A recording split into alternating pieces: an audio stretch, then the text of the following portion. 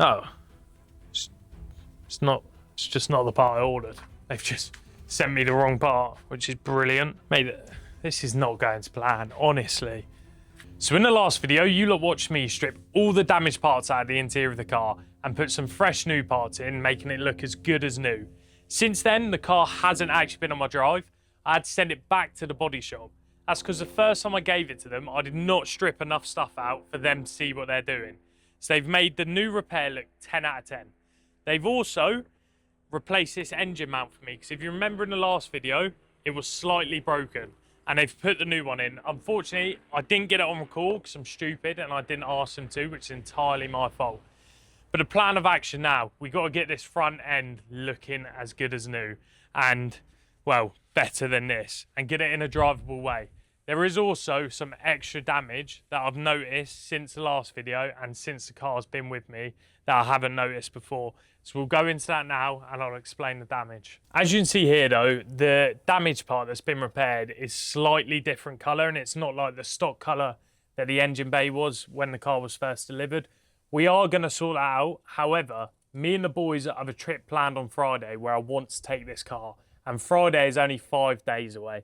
So I'm not going to be sorting that out now. That's going to be in a later video. For now, I just want to get the car running so we can take it away on Friday and enjoy a nice drive down to Cornwall. Now, like I just said, there's some extra damage I haven't yet noticed. One of those being the alternator belt that powers the alternator, the AC, whatever that is, compressor, not really sure. It's got a massive strip of rubber coming out the middle of it. So that definitely needs replacing. As well, this connector for the oil pressure sensor, I'm pretty sure, can't be certain, has snapped completely. So we're going to have to solder a new one on for those, which I've got here, which is good. And then if I'm not missing anything, that is all the damage that needs replacing. And all we have to do from there is bolt on all the new stuff we've got, and it should get running. All right, so the first thing we're going to sort out is that oil pressure sensor.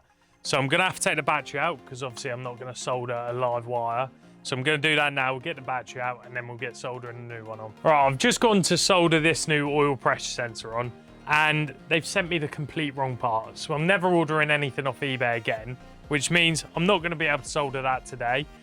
And the alternator belt that I've noticed is damaged, I'm not going to be able to get today because it's now 7:15 and we started at like 5, so it's a pretty short-lived day. And I've also just noticed that this coolant hose that goes straight from the reservoir has a slight split in it, as you can see there, which means I'm gonna have to get a new one of those as well. And obviously no shops open at 7:15 on a Monday, so we're gonna have to get them all tomorrow and come back and work on it tomorrow. So today we've achieved absolutely nothing, which is brilliant for getting the car done for Friday. But it's the way life goes, isn't it? And we'll be back tomorrow. All right, it's the next day now, and we haven't managed to get any of the new parts, but we are getting them tomorrow, which is understandable. It was 7:30 last night. I'm not going to be able to order parts and get them today, which is annoying, but it is what it is. So today, bit of a change of plan. We're going to put both the front wings on, which are just down there, and I am also going to change the good side one that wasn't in the crash because there's loads of like scratches and stuff that we'll show you in a minute, which is annoying, but luckily I got two front wings in the front end that I bought. We're also going to sort out things that I've kind of like half done, so like the wiring loom that we soldered together is still the 2 washer fluid hoses that we need to put connections into, and I'm also going to wrap this stuff all in like self-amalgamating tape, I think it's called. My dad gave it to me and he said it's good. It makes a watertight seal with tape, which is ideal. And we're going to leave the front end off just so tomorrow when I get the parts, I'll be able to change the belt a bit easier. We'll also change the bonnet today because that is not what you want your bonnet looking like. But luckily we got a new bonnet as well. And yeah, so we'll get all that done today, and I'm going to put the AC lines back in just so like I'm doing it while there's more room in the car. And then yeah, we'll see how much progress we make by the end of the day. Right, so we're finally back working on the car again and getting another video posted. The first thing I started with was getting the AC lines in, as you can see I'm doing here. It was a bit of a squeeze going underneath that engine mount, but with a bit of wiggling, we finally got it in. This clip was from the next day, but I thought I would add it in here now. This is me just showing you all the parts that I just mentioned fixed and sorted. There was a bit of a jumble when we were recording stuff, so I just thought I would add this in now to show it's been done and show I'm not cutting any corners. Edged belt, as you can see, it's got a massive chunky strip coming out of it, so it's good we noticed it and fixed it all. I'm still waiting for cameraman Ollie, but he's slow as anything today, so hopefully I don't have to record too much stuff on the phone quality, and he'll be here soon to record. But we've got today and Thursday to get this done, so we need to get moving. Yeah. All right, I've just put the AC lines back in, and annoyingly I forgot to put this little clip in, which goes just down here, and it basically secures both the lines to the chassis so they're not rattling about. And because I've already put them in, I now can't get this in, so I'm gonna have to take them back out, slide this in, then I'll put it back in. So just rinse and repeat of what we just did, but it's got to be done to get the car looking good. Well, not looking good, but working good. All right, we're gonna take the door off now because we're gonna change that front wing over. You don't need to take the door off, but there's this black trim that's in like the crease of the door that with that removed, it's gonna make it a lot easier to get to the bolts for the wing. And it's basically just doing more work to make the other job a bit easier, which I don't really care about doing because we got the time in our hands.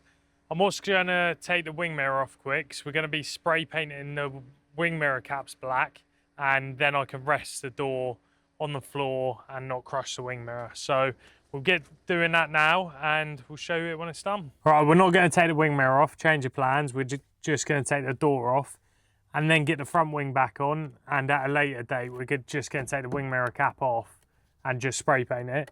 So what we'll do, we'll get the door off now and then get the front wing back on, and then do the same the other side, and hopefully it all goes smooth as everything else, so very rough, but we'll get it done. We need to keep our heads high and get this car back on the road so we can enjoy it and have some fun. Let's go.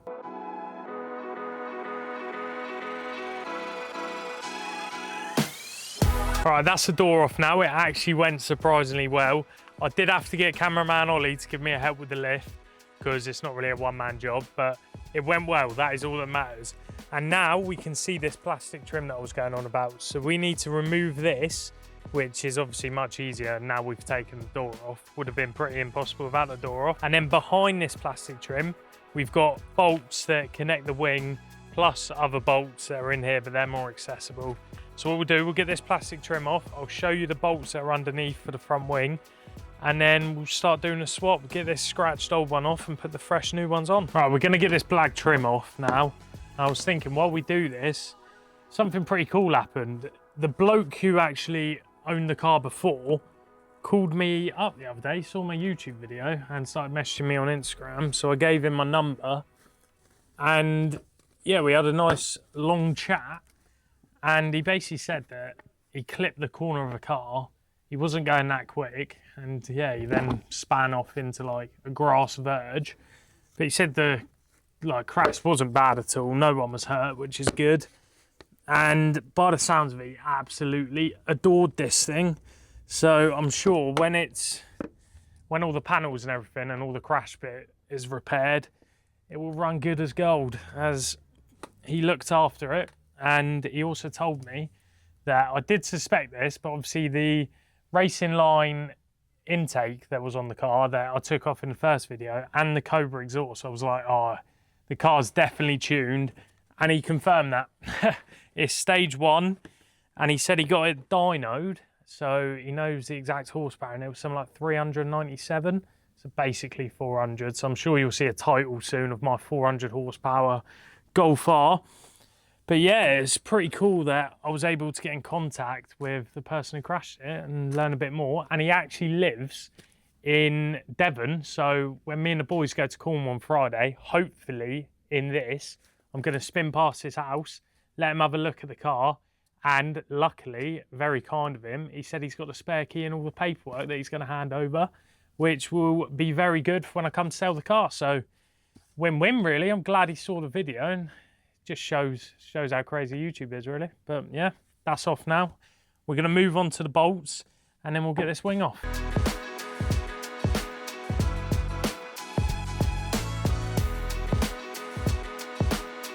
Right, that's all the bolts disconnected now. So if I've done it correctly, it should just pop up.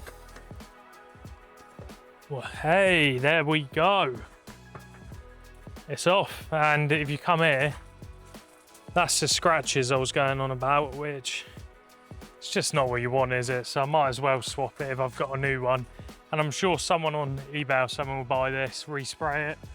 But yeah, that's that off now. We're gonna swap this bracket onto the new one. And this just basically is just more securing points to the car. And yeah, get the new ones on and we'll show you what we're doing over there.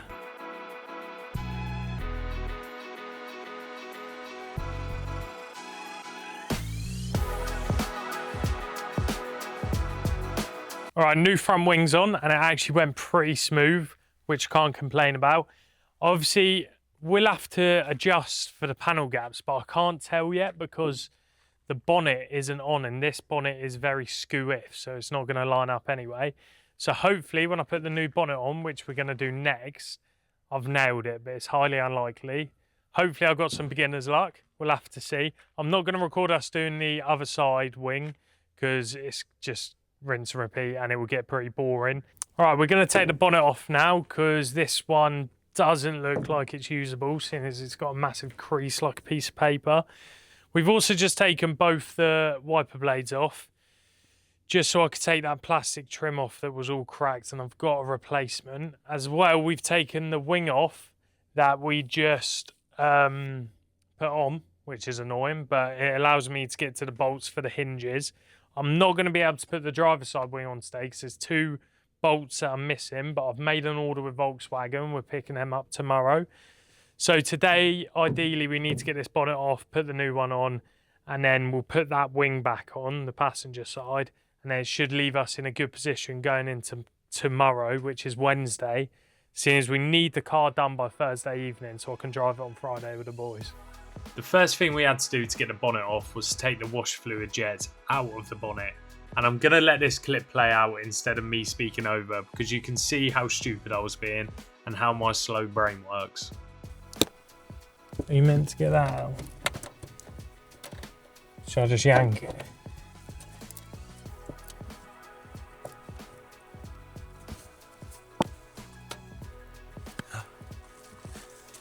Another one, isn't there? Right, I just tried to take that and start pulling it out, but obviously there's 2 of them, which is common, so I don't know what I'm doing, but I'm now going to take that one out without breaking anything by just yanking it all. It's going to be a pain threading this all back in, but it is what it is. It's just, don't know what I'm doing. But we're going to get this one out now. Shouldn't take any time at all, seeing as I did it about 30 seconds ago. And then, yeah, we'll be able to make some progress on the bonnet. Bosh. Speed running it. Bosh. Speed run. Obviously.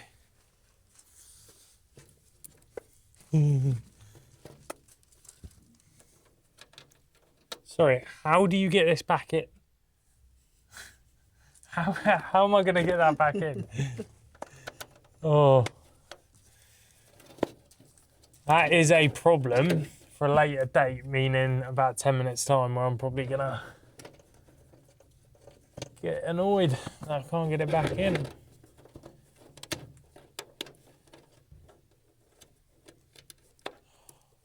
Just thought I so should have taken those black lips.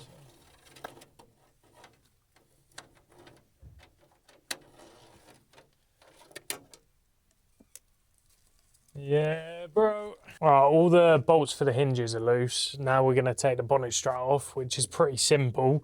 So you literally just, from my knowledge, pull this clip off like that, and then pull that out. Now if I drop this, it will be quite funny because the cameraman would probably scream like a baby. But I'm not going to do that as he's doing me a big favour recording this. But we're now going to take the hinges off, and then the bonnet should just come off, I'm pretty sure. Not 100%, but don't see what else is connecting it. So we're going to get the hinges off now, and they should all be, well, they were finger tight, but obviously they got the weight of the bonnet now. So we'll get the hinges off, and then we'll come back to you when I'm lifting the bonnet off. All right, gonna try and take it off now. I'm pretty sure it should come off. If I just... Cha-ching! Oh! Oh, nearly taking my house down. That's the bonnet off, which is good. Don't think that's gonna be much use besides a scrapyard. Unless someone wants a very crumpled bonnet for a Mark 7 Golf R. Doubt anyone does, but that is the bonnet off. Let's get the new one on, fresh hinges, and then straighten this up. Right, this is the car with no bonnet, and this is what the new one looks like. And somehow in that time I've changed clothes as well, because I'm a magician as well as a driveway mechanic. Yeah, both front wings are on now. They're only on loose, so we can adjust them later for like panel alignment and stuff. So now what we're going to do is put the front slam panel on and the radiator pack back where it belongs, connect all the hoses so we can eventually put coolant and stuff in. And then after we've done that, we'll be able to drop the bonnet into the latch so we can see like if it's aligned correctly. So we're going to set up the camera, get a little time lapse going, speed it up of us putting the slam panel and radiator pack on. And then bit by bit, this car's coming back together, and fingers crossed it will be ready for the trip on Friday.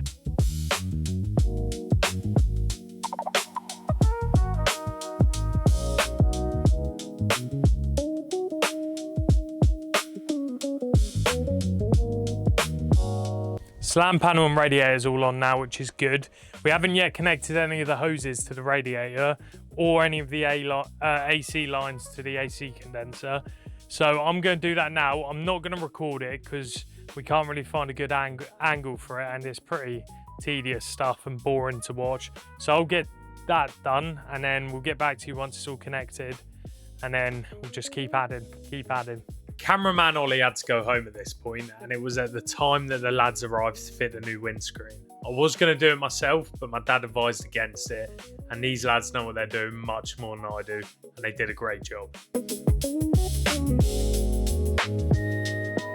I then put the auxiliary radiators on, and unfortunately while I was recording my phone died, so I didn't get any of the clips. This is me speaking after I've already put them on. Dark in about 30 minutes, but I need to do more tonight because I don't want to leave everything that's left to do tomorrow.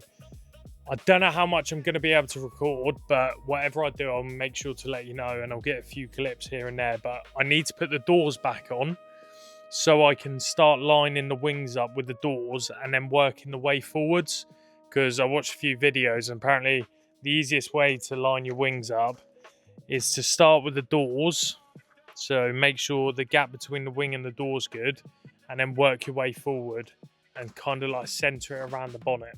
All right, I'm gonna call it a night now. It's pitch black, as you can see, just about make out the car. I've put both the doors back on because I know no one's going to nick it, but it feels pretty weird leaving a car outside overnight with no doors on. And it could rain. It's not meant to, but it could.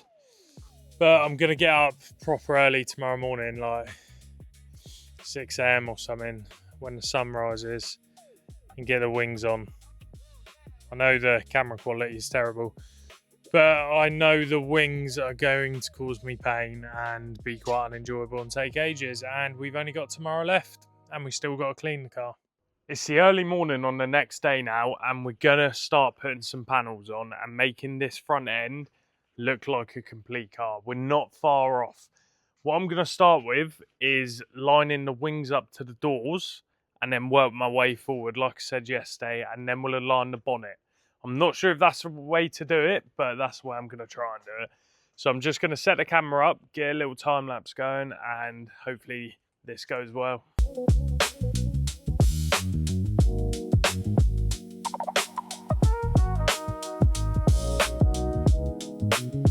Right, that's the first wing on with the door like aligned, and I think it looks pretty good. I'm not too sure how big the panel gap's meant to be, but it looks similar to like the back and stuff. So I think I'm gonna go with it and then see if we can line up the front and stuff. But it's a straight line all the way down, like same width. So hopefully, fingers crossed, I don't have to redo all that. It's been about an hour and a half since that last clip, and it is so hot that I'm sweating my nut off.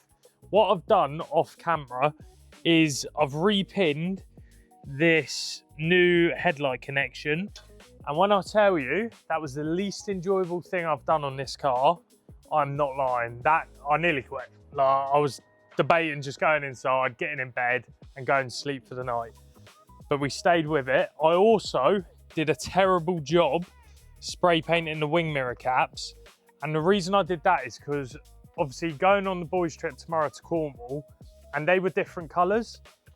And I want to get some photos and stuff. And obviously the camera from far away isn't going to pick up a terrible spray paint job. And then when I get back from Cornwall, I'm going to do a proper job, sand them down and do it properly. As well, I've put this wing on and I haven't tightened any of the bolts, but I'm struggling much more on this side, the damaged side, with panel gaps. So obviously you've already seen me do the other side, so I'm not going to record this one, but I'm just hacking away and hopefully it goes well. And then after that, all we've got to do is put both headlights in, put the bumper on, put the intake back in, coolant reservoir back in, and the battery, and then put coolant in. And hopefully, fingers crossed, I've got some beginner's luck. I've done everything right. And she runs, and we can take her for a spin around the block before we go on a 400-mile drive tomorrow. All right, the damaged side wing's back on, as you can see here. Ignore all the mess. And the door panel gap's not too bad. This panel gap's not too bad. When we're back from Cornwall, we will have another look at it and just make it perfect. But one thing is, let me get that out of the way, is when I lower the bonnet and let it latch, obviously these aren't bolted in yet, but they're a bit massive gaps. This side not as bad. So I think I'll leave that as well for Cornwall. It's not ideal, but once we get back, we'll sort it out better. What we're going to do now is attach the bonnet latch to this part, like the handle, and then we're going to test the headlights, see if my repinning job was good enough.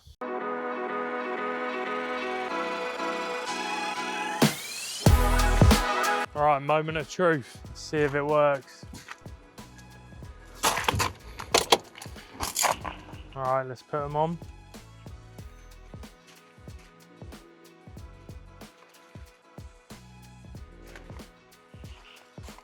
Loads of errors. The airbag one just came off and I did poo myself, but obviously it's gonna come up because I haven't cleared it. And yeah, we are good. Headlights working. Come on. That is a win. Let's try the side lights. Let's see what they're saying. Yeah, side lights work. And then last but not least, full beam. Oh. Why is that not working? All right, I'm looking in the reflection. Yeah, we're good. Come on. Happy days. All right, testing the headlights went all good. Both of them are working perfectly, which is amazing. What we're gonna do now is finish bolting off the wings, because I haven't connected these parts of the wings, so we'll make sure they fit in the holes with the headlights. Do the same on this side, so I'm gonna take the headlights back out, sort the wings out, straighten them up, put the headlights back in. There is going to be a bonnet gap, but I'm not sorting it out tonight because I'm in a rush, and when I get back from Cornwall, we'll sort that out. Here you can see me bolting up the front wing. There's 2 bolts that go on top and then 2 bolts that connect to a little bracket underneath. We then did the same on the passenger side, made sure they were all tight, and then we tightened the headlight on the passenger side and got that all locked in.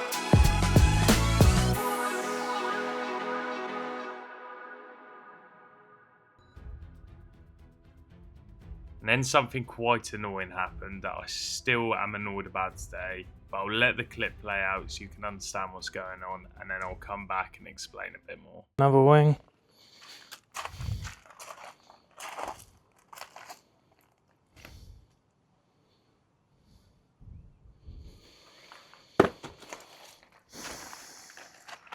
It's just happened. All right, I've opened this door, and for some reason it's moved. It was fine earlier and it's caught that and bent it. So I'm gonna have to get a new wing, which is annoying. Very annoying. Like very annoying, I'm very annoyed. All right, let me explain better what's happened. Somehow the wings moved, and as I've opened the door, because it was fine earlier, I don't know why it's not fine now, it's caught that, chipped some of the paint and bent the wing. When I get back from Cornwall, I'll see if it's repairable. If not, I'm going to get a new wing, so I want this car being perfect.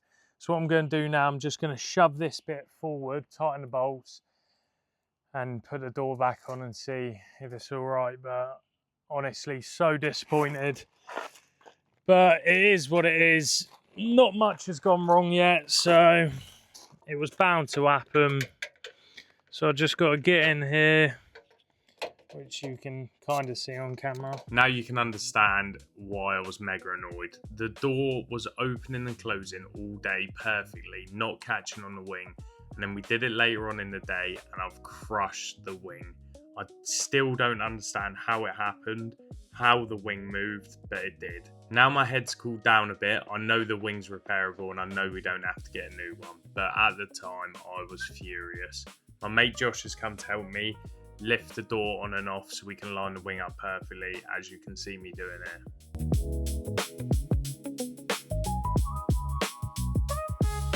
All right, I'm just going to explain a bit more what's happened with the wing and why I'm so annoyed. Somehow, earlier we were opening the door all fine and it wasn't catching. Somehow I've just gone and opened the door and it's caught down there, bent the wing and chipped some paint, which is brilliant. And I am so disappointed and annoyed because, like, how has that happened? Like, all the bolts were tight earlier and the door was opening fine. Now it's not. But it is what it is. We'll have to get that sorted when we're back from Cornwall. But right now we're looking like this. Just need the bumper. This headlight's all on, all secure. Panel gaps are shocking. Well, not too bad. But we're just going to get the car running. It doesn't matter how it looks. I'll be able to get some photos and make them look good. But we still got to do this side headlight, which was obviously the crash side. So it might need a bit more adjusting because it's a bit wonky. Hopefully not. And then we'll get the bumper on and the grille, fill her up with coolant, and then hopefully take her for a spin. So I'll record me putting this headlight in and hopefully it goes to plan and there's no more annoying things like that because I nearly put my head through the wall. But it is what it is. So we'll keep going, keep staying strong. Let's go.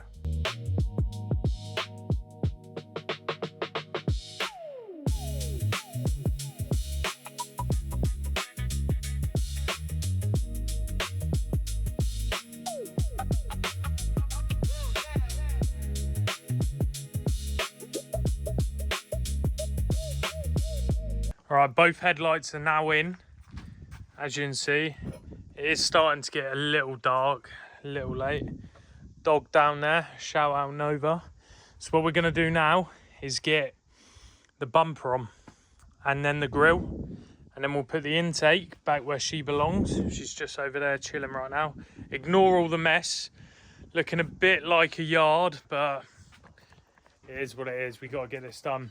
So we're gonna bumper, grille, fill her up with coolant, and then hopefully we've done enough. All right, it's pitch black now, but we've got the bumper in place and I've called in a new recruit, a new labourer.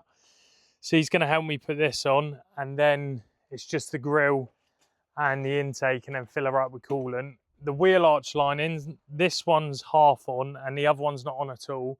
I'm going to do that. I probably won't record it because, like, who cares about me putting in wheel arch linings. But we'll get this bumper on, get it all plugged in, and then we'll go.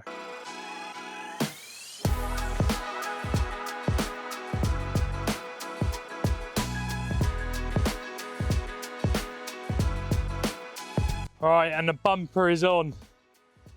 And the car is basically looking complete. Shout out this man, helping the team out. And besides all the panel gaps on the wings, I'm gonna keep the light off me, which no one's gonna see unless you see me in person. And until it's fixed, we're looking good. Let's get the grill on, get the intake in, fill her up with coolant, and then take her for a spin.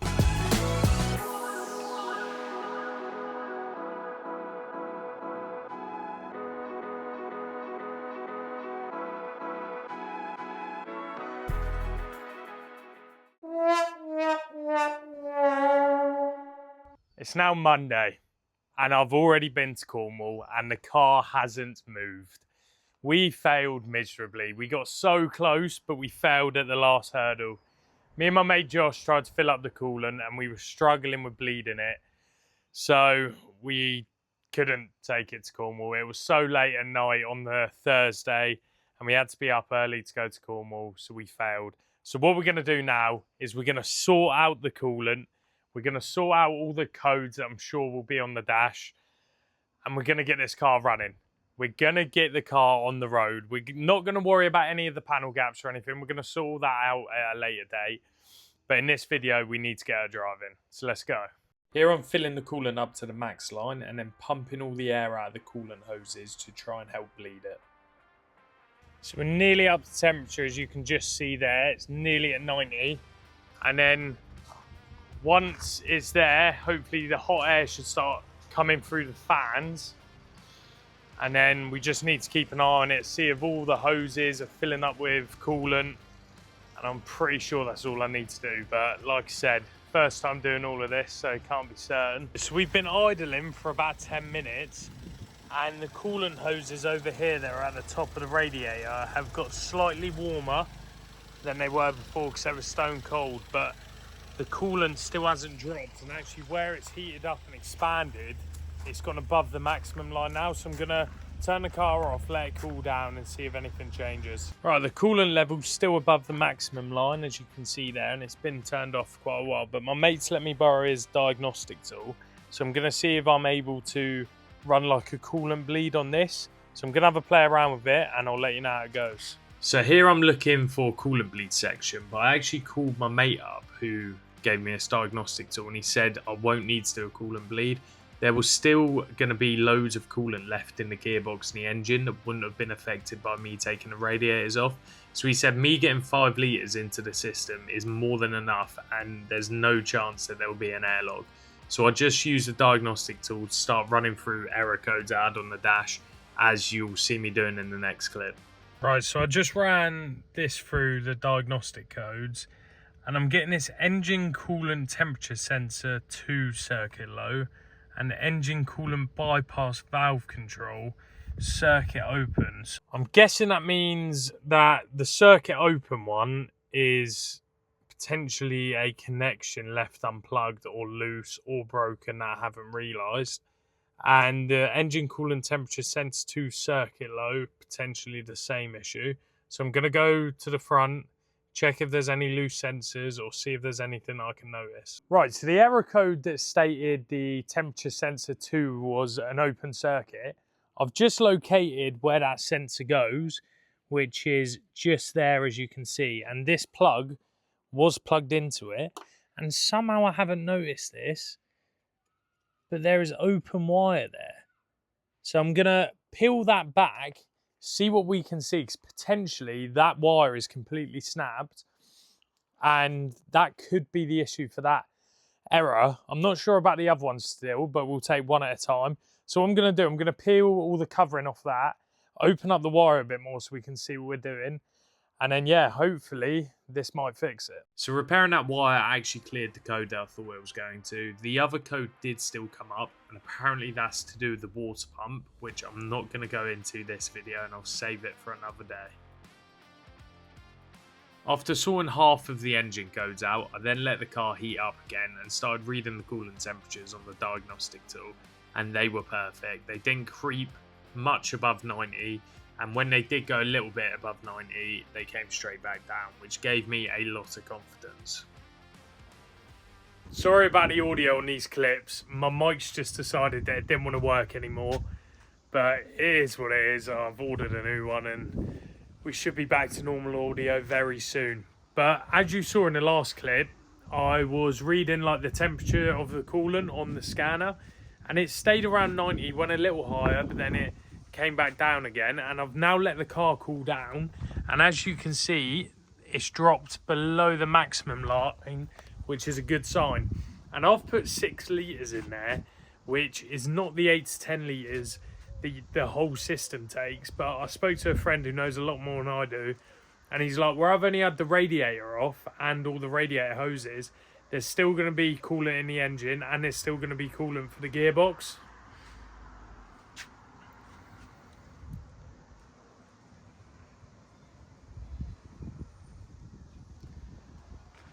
And that makes me pretty confident that we don't have any airlocks in there.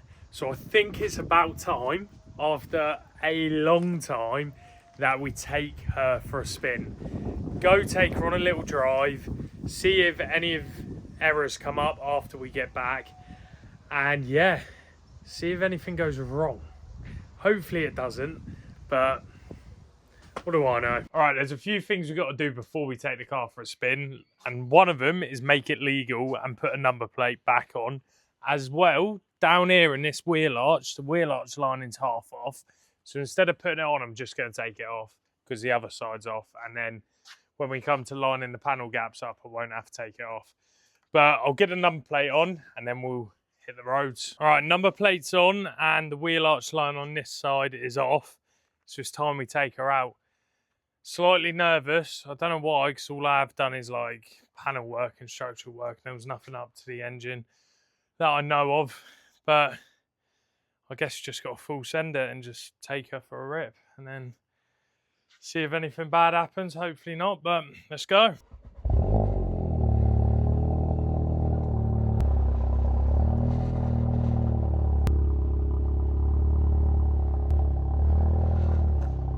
Alright, we're going to take it for a spin around the block, then come home and then see if there's any leaks or anything and see if we have any issues. It's very rough on idle, which is slightly worrying, but it might just be where it hasn't driven for a while, so we'll have to wait and see.